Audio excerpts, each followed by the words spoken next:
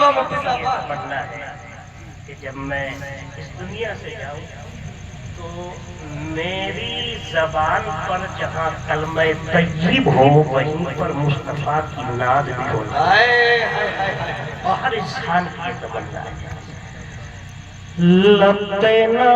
تو کے بول رکھ لینا، دل میں عشق رسول رکھ لینا، لب دینا تو کے بول رکھ لینا، دل میں عشق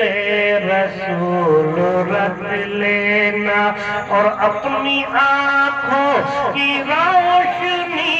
کے لیے، اپنی آنکھوں کی روشنی کے لیے، اپنی آنکھوں کی روشنی کے لیے، شہر طیبہ کی دھول رکھ لینا، ہاتھوں کو اٹھائے، نعرہ تکبیر، نعرہ رسالہ، نعرہ غوثیہ، مسلک اعلیٰ حضرت مفتی عاصم القادری صاحب قبلہ، سرزمین مسکارہ۔ بھائی واہ واہ واہ، بہت خوب مفتی صاحب۔ شہر طیبہ کی دھول رکھ لینا، کیا بات ہے بھائی، بہت اچھا شعر ہے، سبحان اللہ بولے واہ۔ اور جو ہماری نظر میں کھٹکیں گے، اور عادل صاحب جانتے ہیں میں پیور بہادریوں کے گھر میں رہتا ہوں اور ان سے میرا ہر دن مقابلہ ہوتا ہے، ہاں، اور کبھی کبھی تو ایسا بھی ہوتا ہے کہ لگتا ہے کہ مسئلہ دوسرا ہو جائے، ہاں، پیور وہابیوں کے گھر میں رہتا ہوں، صرف میرا خاندان ہے ان کے گھر کے گھر، تو ان وہابیوں کو دیکھیں اور میرا جملہ دیکھیں،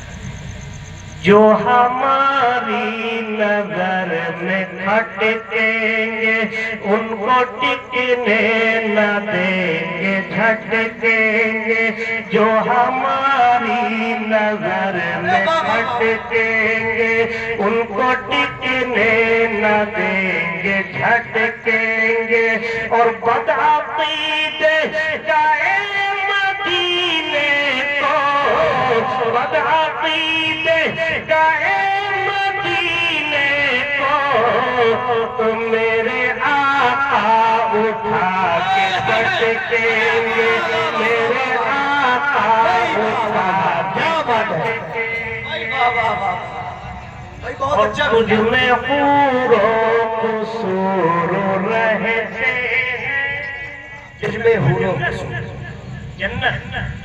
بڑی خوبصورت ہے جنت، بے شک۔ انسان سے کہو کہ یار تو جنت جائے گا تو بڑی خوشی سے کہے گا ہاں جاؤں گا، بڑی خوشی سے، لیکن جب اس سے کہو کہ نماز پڑھے گا، ہاں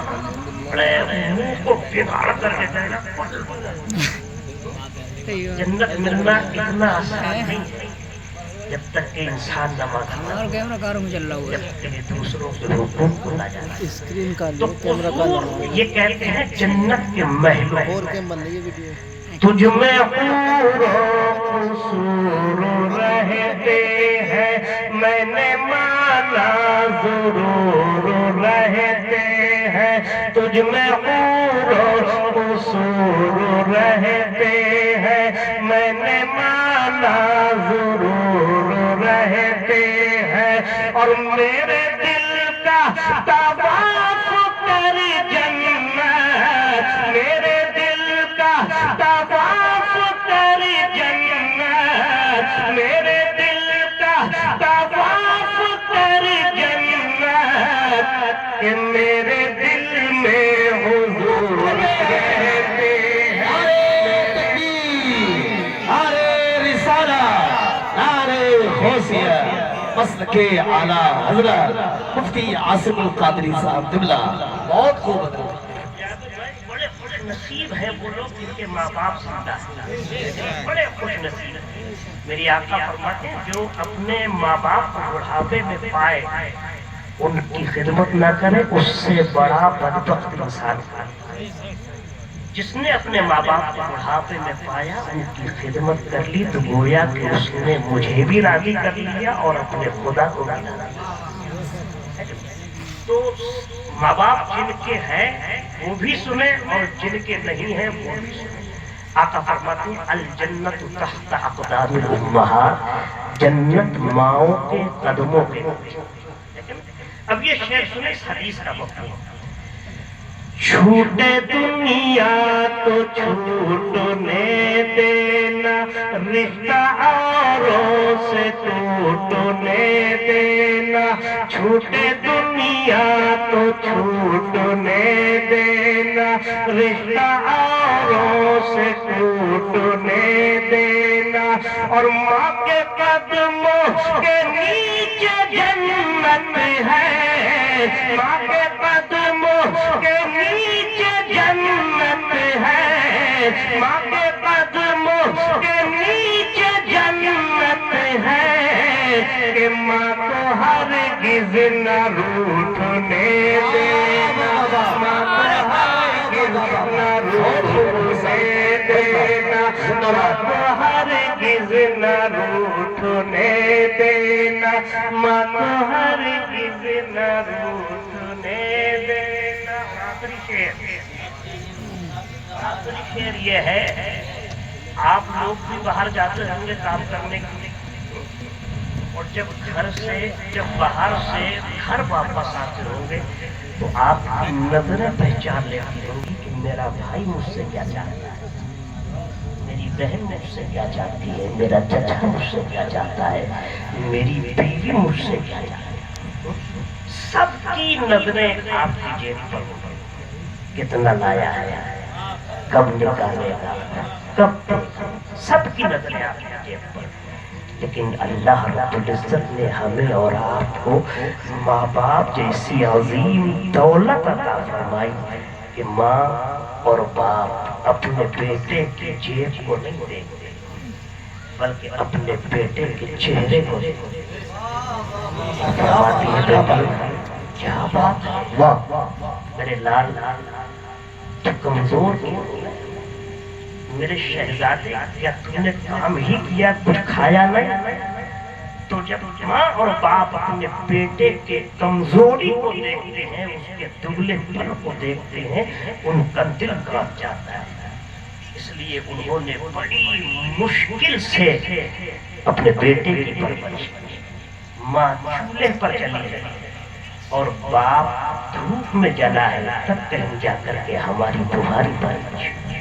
لیکن تو پرورش ہوئی تو ہمارے حالات کو دیکھ کر کے ہمارے ماں باپ بے چین ہوتے ہیں، لیکن جب یہی اولاد اپنے ماں باپ کی نافرمانی کرتی ہے نا،